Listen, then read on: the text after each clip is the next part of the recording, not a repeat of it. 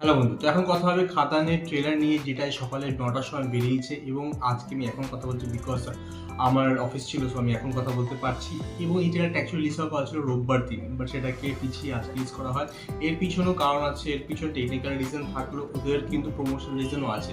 ওরা কিন্তু প্রমোশনটা খুব ভালো করে স্টার্টিং থেকেই করেছে, যেটা আমি বারবার বলছিলাম যে ওরা প্রত্যেকটা ক্যারেক্টারে আলাদা পোস্টার বের করেছে। ওরা প্রি টিজার, তারপর হচ্ছে প্রি ট্রেলার, টিজার, এরকম ছোট ছোট ছোট জিনিস, ওদের ট্যুর এবং প্রত্যেকটাই ভালো করে কিন্তু ওরা প্রমোশনটা চালিয়ে গেছে পুরো একদম এন্ড অব্দি। এবং আজকে যে ট্রেলারটা রিলিজ করলো সঙ্গে সঙ্গে কিন্তু ওরা বুকিংও স্টার্ট করে দেওয়ার কথা বললো। বাট সেখানে প্রবলেম হচ্ছে, বলছিল যে ট্রেলারটা রিলিজ তার সঙ্গে বুক মাই শো লিঙ্ক দিয়েছে ট্রেলার বুক করার জন্য, বাট তখন কিন্তু বুক করা যাচ্ছে না। আমি চেক করেছি, বুক করা যাচ্ছে না। এবং দেব সেখানে লিখেওছে যে ও কিছু প্রবলেমের জন্য এখনো পর্যন্ত বুকিংটা স্টার্ট করতে পারেনি, বিকজ যে বাইরের যে অন্য ল্যাঙ্গুয়েজের মুভিগুলো চলছে, ঠিক আছে, যেটা তুমি প্যান ইন্ডিয়া বলো বা ইংলিশ মুভি বলো, সেগুলোর জন্য কিন্তু শো পাচ্ছে না। এবং আমি কিছুক্ষণ আগে চেক করলাম, দেখলাম যে এখন বুকিং স্টার্ট হয়ে গেছে, কিন্তু সব শো কিন্তু পাইনি। অনেক শো কম, মানে অনেক কম শো। এটা যখন একটা নতুন মুভি প্রথম রিলিজ করে বাংলার মুভি, তখন অনেক শো বেশি পাওয়া উচিত, সেখানে শো কিন্তু অনেক কম দেওয়া হচ্ছে, সব হল নেয়ও নি।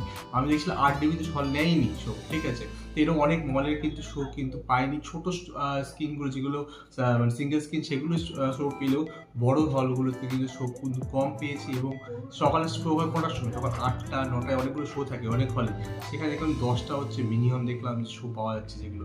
আর অনেক হলেই একটা কি দুটো শো দিয়েছে। মানে আমাদের বাংলার এত বড় একটা মুভিকে কিন্তু এটা প্রাধান্য দিচ্ছে না, এটা আরও প্রাধান্য দিচ্ছে পুষ্পা সাউথের মুভি বা হিন্দি মুভি বা ইংলিশ মুভিকে, সেখানে বাংলা মুভিকে প্রাধান্য দিচ্ছে না। তো যাই হোক, এটা হলো গিয়ে প্রবলেম যেটা চলছে সেটা। এবার আমরা যে ট্রেলারের কথা বলি, ট্রেলারটা আমার দারুণ লেগেছে। এই মুভিটা অসাধারণ চলছে। এই মুভিটা যারা দেবের ফ্যান তাদের জন্য ট্রিবিউট রয়েছে বলতে গেলে। একটা জায়গা আছে যেখানে দেব বাইক নিয়ে আসছে, যেরকম চ্যালেঞ্জের মুভি পাওয়া যাচ্ছে, সেখানে বাইক নিয়ে এসেছিল, বাইক নিয়ে আসছে। তারপরে ওই সাইলেন্সার গরম করে ওটা ব্যাপার ছিল, এখানে সাইলেন্সার পুরো তপ্ত হয়ে গেছে, সেখান থেকে গুলি ধরাচ্ছে, এই একটা। এবং এন্ডে গিয়ে যখন ইদিকে একটা বলছে ও মধু, ও মধু, গানটা দিয়েছে, ঠিক আছে, সেটা হচ্ছে অ্যাকচুয়ালি মুশকিলটা রংমুভি মুভি, যেটা দেবেরই মুভি এবং সুরেন্দ্র ফিল্মসের মুভিতেও এখানে করতে পেরেছে।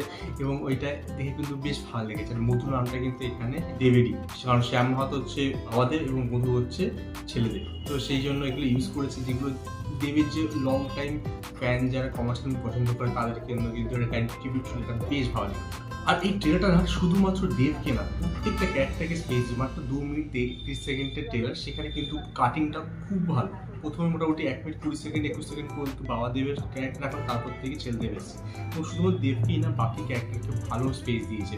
সেখানে বলতে পারো সেকেন্ড হিরো বা সেকেন্ড অ্যান্টাগনিস্টও বলতে পারো তুমি, সেটা হচ্ছে যিশু, তার ক্যারেক্টার কিন্তু ভালো স্পেস পেয়েছে এবং তাকে বেশ ভালো লেগেছে। ইয়াং বয়সও, বয়স্ক বয়সও। তার সঙ্গে বার্কার ক্যারেক্টার বলো, ইদিকার ক্যারেক্টার ভালো স্পেস পেয়েছে। বাকি যে ভিলেনরা তাদেরকে স্পেস দেওয়া হচ্ছে। সেখানে তুমি অনিমা ভট্টাচার্যের ক্যারেক্টারটা তীর চালাচ্ছে, প্রত্যেককে এত সুন্দর স্পেস দিয়েছে, সেটা বেশ ভালো লেগেছে। এবং যেভাবে কাটিং হচ্ছে, আর মুভিটা কিন্তু এত সুন্দর কাটিং, এতগুলো ট্রেলার টিজার সব কিছুর পরেও কিন্তু কাহিনী খুব বেশি জানানো হচ্ছে না।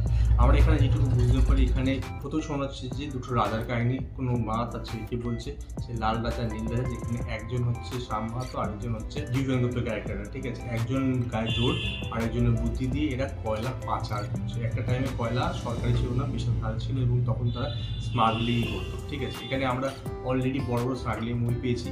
কেজিএফে আমরা সোনা স্মাগলিং দেখেছি, পুষ্পাতে আমরা চন্দন কাঠ, লাল চন্দন কাঠ স্মাগলিং দেখেছি। এবার এখানে আমরা কয়লা স্মাগলিং দেখবো, যেখানে দেবের বাবা দেবের ক্যারেক্টার এবং যিশুর ক্যারেক্টারটা মিলে বড় স্মাগলিং র্যাকেট চালাচ্ছে। এবং সেটা বেআইনি হলেও সাধারণ মানুষের কাছে তারা খুব বড়, তারা খুব ভালো বিকজ তারা কিন্তু তাদের জন্য কাজ করছে, তাদেরকে সেই স্মাগলিংয়ের টাকায় ভালোভাবে চালাতে সাহায্য করছে। তো সেটা একটা ব্যাপার আছে। এইবার আই থিঙ্ক বাবা দেবটা দেখাচ্ছে ধরা পড়ে যাচ্ছে, ঠিক আছে, পুলিশেরা ধরা পড়ছে, মারা যাচ্ছে, সেটা ক্লিয়ার বলা হচ্ছে, হয়তো মরে গেছে বা হয়তো মরেনি, কোনো জেলে ফিরে রয়েছে।